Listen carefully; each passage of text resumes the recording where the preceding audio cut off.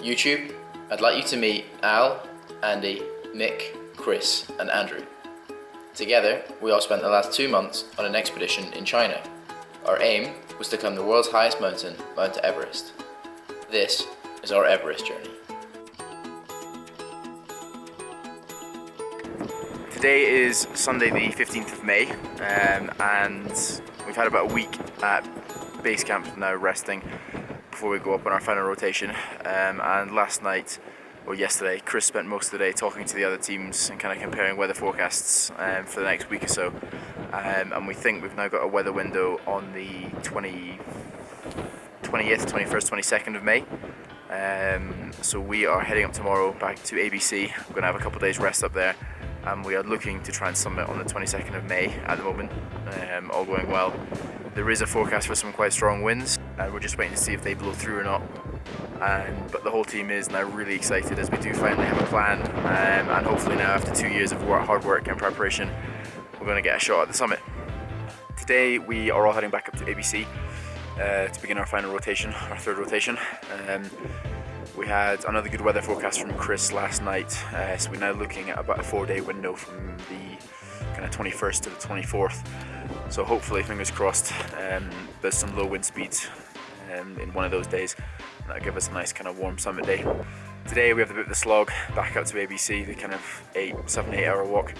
We do have a lovely day, which does always help, but it's still definitely my least favourite part of the trip. I'm nearly up at ABC now, and it's amazing how, even though I've probably got one of the best views in the world, and I have a beautiful sunset, I have absolutely no appreciation for where you are, and all I want is for this day to be over. So this morning we had our final brief from Chris, just going over a rough plan for the next few days as we try and push for the summit. He just wanted to go over a few things, kind of how we're going to use our oxygen when we get higher up, and a few safety things, just so we can try and look out for each other as we get over 8,000 metres. So I've just stopped to put my crampons on at Crampon Corner, as today we're on our way up to Camp 1 to start our summit bid.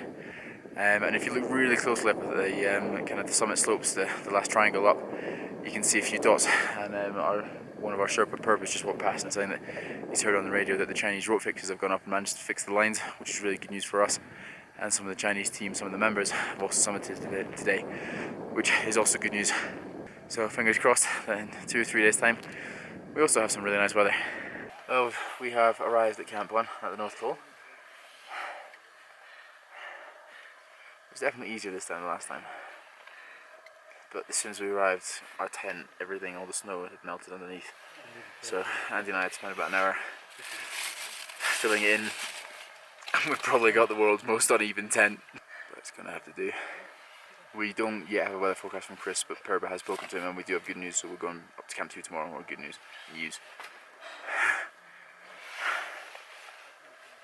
So just hopefully we have light winds, so otherwise it's going to be bitterly cold. So today is our first day using oxygen. Normally we wouldn't start until about 7,500 metres, but as our Camp 2 is quite low, we have our bottles to use straight from Camp 1.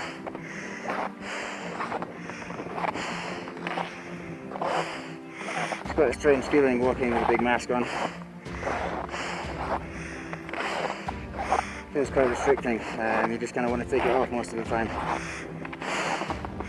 But it does have massive benefits, as increased oxygen in the blood can help reduce frostbite, increase recovery, and, not least of all, help make us move faster.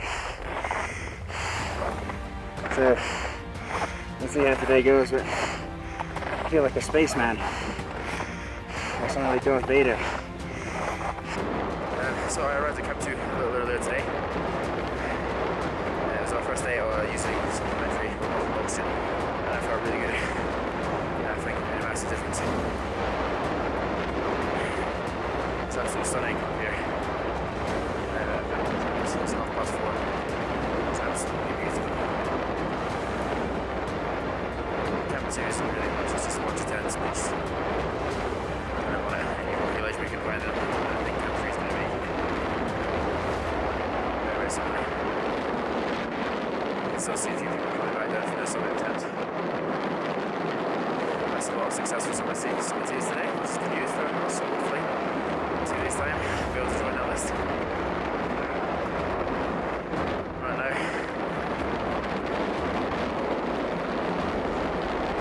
just trying to enjoy being here. I highly doubt I'll be here again.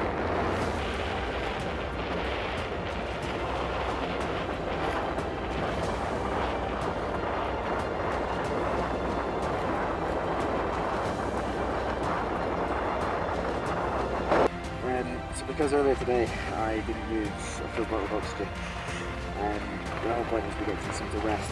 So now we just get to sit back, watch a movie. I've got mine on 4 litres a day, which is the most you can. And to be honest, that can't really difference at all. But it's meant to help us recover, and we just use the rest of the bottle today, and then we start the pressure tomorrow morning. So today we're on our way to Camp 3, which is the highest camp I think in the world. About 8,300 metres. I don't have an altitude watch with me, but Chris, our leader, said that we're just about 8,000 metres now, so start of the death zone. And today it really doesn't feel like it. It's incredibly warm. I don't even have any gloves on. There's almost no wind. It's an absolutely beautiful day to be going into Camp 3. Our main Sherpa, Purba, reckons it's only going to be about an hour from here, so till we get to camp, which is great news. It's not even noon yet. So it'll give us a really long rest before we try and have a summit day. We are now all in our tents up at Camp 3. I'm in a tent with Chris. He's currently sending text back to AP and Purba. He has very kindly boiled up some snow for us to drink and made my dinner. And we now just have a few hours rest. I'm going to try and get a little bit of sleep before setting off at 10 o'clock tonight, with the weather all being good, to try and get to the summit. It's a bit cramped with 3 in a tent. One of the advantages of being small is that I fit lengthways or sideways. Don't think Chris has the same luxury. Now that I think we've all eaten and got some fluid, we are going to try and rotate the tent around so we can sleep, I think. I don't know how that's going to be possible. It feels very surreal. We have lovely weather, not much wind. Doesn't feel like we're 8,300 metres up in the sky. And one amazing thing is we still get mobile signal up here. So I've been able to send a text home to my family to let them know that I'm still alive.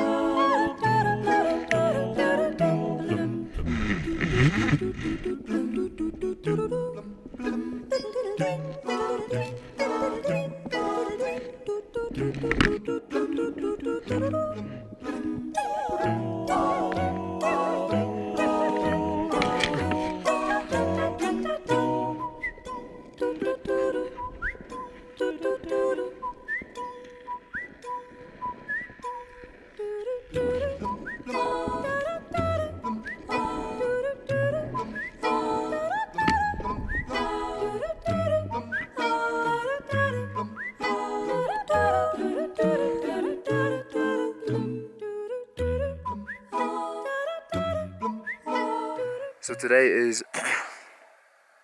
Sunday the 22nd of May 2016, and it has been the hardest day of my life. We set off last night at slightly different times. Chris and I set off at about 10 o'clock to try for the summit. We had a pretty miserable night, bit of snow, bit of wind. It was quite cold, and it was easily the scariest night of my life. You look down to your right, and there's just this constant 10,000 foot drop, and then you walk along this ridge, and you can't even see what's on the left. The only good thing about this day is that at 5 AM I did summit the highest mountain in the world, Mount Everest, along with Chris and Michael Allen and our head shepherd Purpa. Purpa was an absolute lifesaver, as just as we started to get up onto the summit slopes, all the oxygen in my bottle disappeared. So I was suddenly climbing for about an hour and a half with no oxygen at 8,500 meters, and I got very cold. It wasn't until Purba very, very kindly gave me his bottle that I was then able to get to the summit, as I honestly don't think I'd have been able to get there otherwise. It's now coming up to about 10 AM. I'm just sat in front of Camp 3, all the tents in front of me there, and I'm not sure what the plan is, but I think mine is drink, sleep, eat, and hopefully try and get down to Camp 2 to 7-6. And spending another night up here without oxygen is going to be really shit. So I'm currently sat at Camp 1 on our way back down. Last night I stopped at Camp 2, so it was absolutely wasted. And today it's just even more difficult to do anything. Massively dehydrated, not eaten any food in about 2 days. Never felt so weak in my life. On the way down we have to pick up stuff from all the camps that we left, so I left a couple of jackets and some food here. We just had to carry it all down. So I now have a massive rucksack. Fuck. And considering I can barely move, I don't think it's going to be awfully fun walking back down the North Col. Never been so tired in my life, ever. Well, today is going to be one of our last days of this year's expedition, and I cannot tell you how glad I am to be going home soon. Today we've had the really long, shitty walk back from ABC, and we have had a nice day, but my feet are really sore. I think from descending back from kind of up from the summit, I've really hurt the ends of my feet, so it's been quite painful. We have transport booked out here or requested out, sorry, in I think 3 days. I'm waiting on the yaks to be down with some of our stuff from ABC, and fingers crossed that we get the transport, as I honestly cannot describe how happy I am to be going home. One of the things that's been easily the worst on this trip is the food. I'm sure the guys do try their best, the two cooks we have, but half of it is unbearable. It's just inedible. Half of it is inedible. They add this kind of curry powder or chili powder or something added into it, and then the other half is, well, hit or miss, either undercooked, raw. The food has easily been the hardest thing on this trip. I really do miss good food from home. I have enjoyed being here the trip. The people have been great. It was a success for myself. I managed to get to the summit and back with all fingers and toes still intact. But it's been a long 2 months.